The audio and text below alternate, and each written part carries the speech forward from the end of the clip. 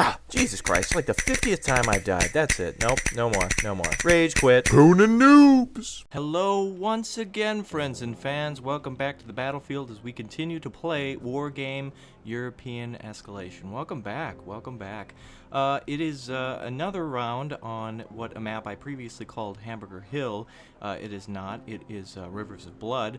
Raptor and Lenin on the side of NATO there on the right, and packed under the control of Field Marshal Kiwi and another player named Yak Kak Bek Karapagi. I have no idea, but we'll call him Yeah for now, shall we? That'll make things much easier. So anyway, in the last installment of this level and in this game, Raptor and Lenin both controlled, or yours truly I should say, and Lenin controlled the pack side and went for Delta, and there was an infantry bout around India and Hotel. And so now we're switching things up a little bit on being on the opposite side. You'll notice that that's what we do a lot. We try to play one map as one side or one team and then flip it around as the other. And sometimes we'll go again and again if it was fun enough and if it provided enough challenge. So anyway, let's take a look at the units on the battlefield, and then we'll talk about some strategic strong points. Over here, you see Ya having the UAZ and T-62s out already, and Field Marshal Kiwi going for the PT-71. We'll just call him Pee-wee, or Kiwi. We'll call him Kiwi for now. Anyway, let's take a look over at the NATO side. After looking at the pact here, we have, oh wow, we're really getting our units out quickly. Lenin having the M60A1 Rise Patton, AMX-10, some more Rise Pattons out, total 4, a Leopard 2A4 Marauder, and it looks like a few infantry units, including a tow and some other infantry transports. Excellent, excellent. And yours truly hiding a command vehicle down here in the forest just south of the word Alpha. And up here we have a Segi 2, 4, maybe 6 VABs. Nope, just 4 VABs, probably full of infantry. Flak Panzer Geopards, AMXs, and a Gazelle along with an AMX-10 RC scout. So a lot of scouts, a lot of infantry, and a couple of tanks there as well. Let's talk about strategic importance on this map. Whether you're fighting on the left flank or the right flank, that does matter. You'll have to take that into account, as where you can see here around Hotel Gulf in India, a lot of forests, a lot of ridges. The elevation will play a big part, and so it's probably best to use infantry if you're going to Gulf and Hotel, and tanks if you're staying down in Foxtrot and Juliet. And keep an eye out for these forests here. These are definite places where you're going to get ambushed. When playing over here on the left flank, you're going to want to probably bring out a lot more armor. Now keep in mind, infantry can hide in every nook and cranny, especially here in these trees, or at that building there, that farming collective. That's great areas for ATGM to hang out, or even infantry to deny the enemy from capturing those. But you're going to want to play as tanks more here. But keep in mind, in the more open areas, if you can hide units, you'll get more tank kills. And more tank kills means more points. And of course, more points means a victory. So the game begins as all 4 players are sending out their units right away. My unit's heading right to Gulf straight away. Almost all units have crossed the bridge as of now, and so Gulf will quickly be under my control. As for Charlie, it looks like Lenin starting a little further away from Charlie, I believe, than I started from Gulf. Almost in there with his units as well, almost all the way across. It looks like Ya over here is going to move into Echo with some Shilkas and T-62s. And he's finally bringing up his UAZ. Another UAZ here kept back at their starting point at Bravo.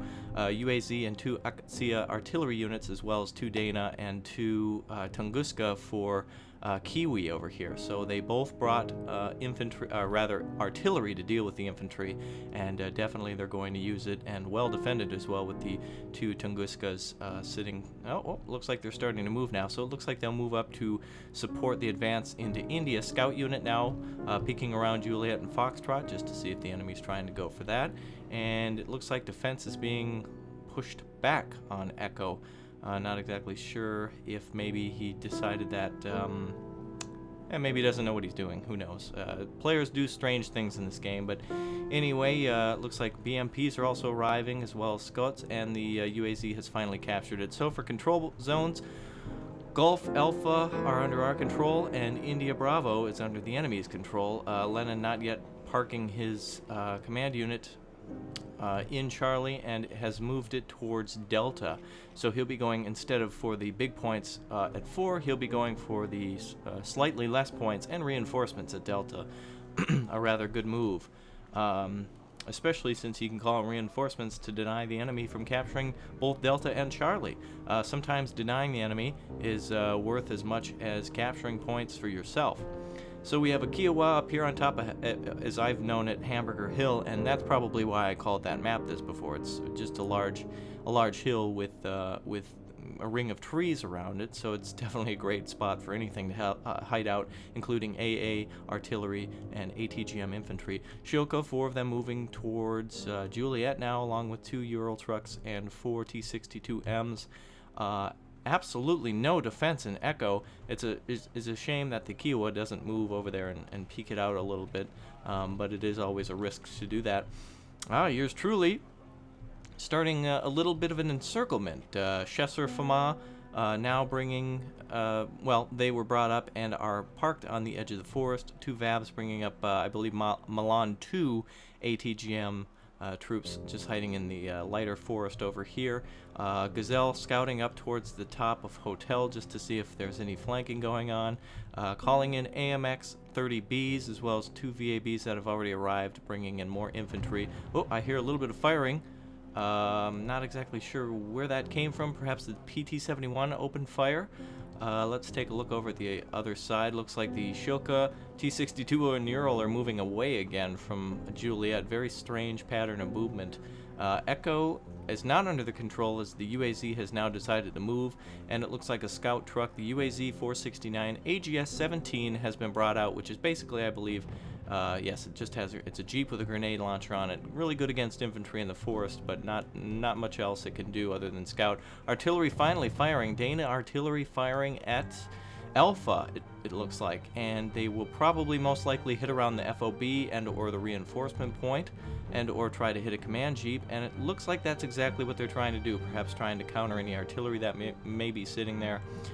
It's always a good intimidating move that if the enemy has their command vehicle here towards near the arrow, they will try to move it towards the other side of the map, and if they do move, you can kind of figure out where their command vehicle is and zero your artillery in on it. Milan troops now deployed. Gazelle doing a little bit of scouting. Flak Panzer in the rear for good defense on AA. Let's get a close-up on this Gazelle as it flies around doing a little bit of scouting. A very good unit for scouting, and it has excellent sight, and it can really move fast. Good for a quick peek at what the enemy has. It looks like there's also, let's just take a look. All right, we have 40. I cannot say this name, so forgive me. We have 40 Wieskadari, which are, I believe, Polish. Let's take a look here. No, they're Czechoslovakian rifle squad with 7 accuracy and 2 HE power. A very good unit, especially 40 of them, and 40 motor strelaki, and 2 Tunguska over here as well. Really a thick defense for infantry. 4 Scots over here as well, which I believe, they're the fully upgraded Scot, which carry 16 ATGMs, as well as it has 2 different types of heavy machine guns on it as well. Definitely not, I don't want to approach that with infantry. I cannot see it there, I can assure you at this point in time, but of course you kind of do a little bit of you move in slowly and then make your move. Tunguska also moving that, where did that Gazelle go? Seems the Gazelle moved off since the Tunguska were spotted, so that's a good denial of an enemy kill. Mi-24P's now being called out as well. They'll arrive soon. PT-71 sitting there doing a little bit of scouting. He cannot see the Chasseur Fumot at the moment, so but it did receive a little bit of damage. It is smoking, so it must have been hit by something at some point. Perhaps the flak panzer opened up on it. I'm not exactly sure. Back over at the other side, we now have a layered defense from Lenin. We have the Patton, Leopard, and AMX 10RC up front, along with the Marauder in the back. This is a great blocking position for Lenin against those troops.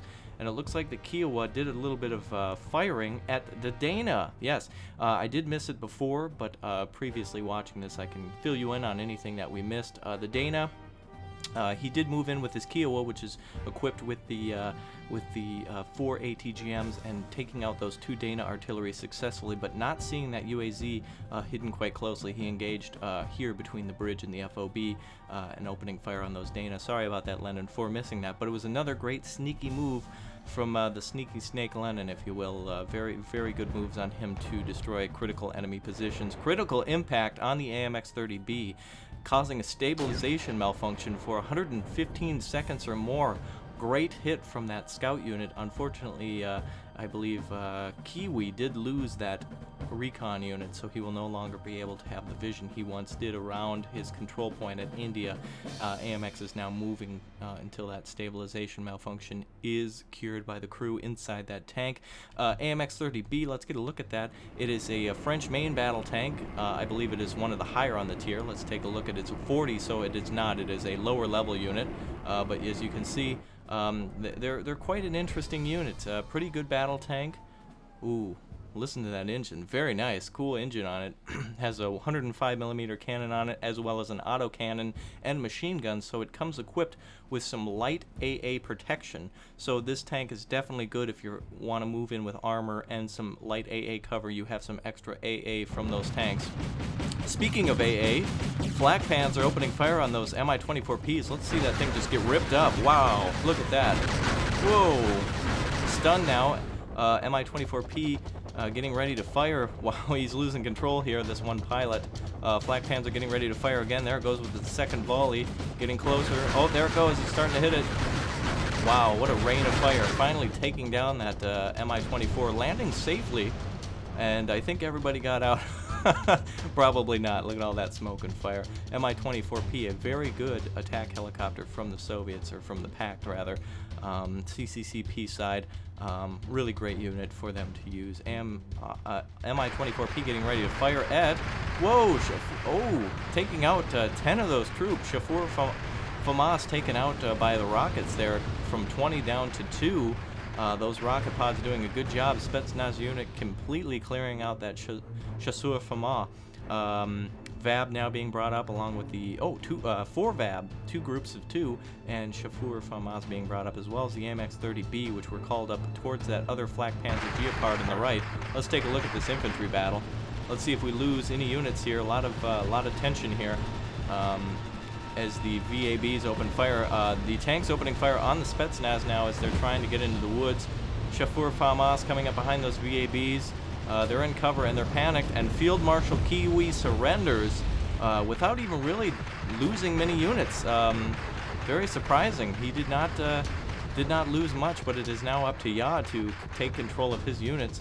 A lot of tank fire coming in to support those Shafur against these Spetsnaz that were there. I was trying to figure out exactly what unit that was, and Motor Streliki down to 30 after losing 10 men there in the forest, and that is the end of the game, as both Ya and Field Marshal Kiwi, I believe, surrendered, giving us 2,738 points to 80. Relatively unscathed, that match, from any units. Kills for me totaling 1259. Command points, 848 for Ya. He scored a total of 60 kills and 19 and 19 versus both of them were level 19 versus 29 and 33, and we'd already previously played on this match. So a pretty good move, a very good move on my end to swoop into that defensive position and really scare them enough that they wanted to surrender. So really well played, and a good blocking position from Lenin to play it safe. When you don't know what the enemy has, and if you're denying them a lot of points, you might not be getting the points, but they're not getting the points either. And if you have a few more income, or a few more points controlled, and you have a greater income, then it's probably best to play it safe, play it defensively. That doesn't mean spam 3,000 artillery or 1,000,000 helicopters, but that means that if you're going to control a large field of battle like we did, bring a well mix of units. As you see, I had French tanks, I had VABs, I had infantry, and I had AA units. So keep in mind that you want a nice spread, a cornucopia of pain for the enemy. Yes, quote me on that. I think we'll make a t-shirt called Cornucopia of Pain. It sounds quite nice, and sounds like a good holiday. So anyway, enough of this blabbing. I'd like to remind you, friends and fans, to tell a friend to tune into the channel. I've recently got a few more subscribers. I'm so happy that some of you are starting to pay more attention to this game. I hope you took advantage of the Steam sale for this game, which was 50% off, but if you didn't, the Steam summer sale is now going on until the 23rd of July 2012, so please go get this game for 40% off, which I believe brings it down to like don't quote me on this, but at least slightly over $20, so definitely worth it, okay? So go and do it, promise me. And don't forget to like, comment, and subscribe. I love your comments. I read all of them, so please comment below on this video. Tell me what you thought of my attack. I'm sure you would have done things differently. Maybe you could say I need more arty or what have you, but please don't be afraid to share your opinions so long as it's constructive towards winning the battle against the opposing force. So until next time, friends and fans, and don't forget to subscribe. Until next time, this is Raptor reminding you to keep your password and your pimp hand strong.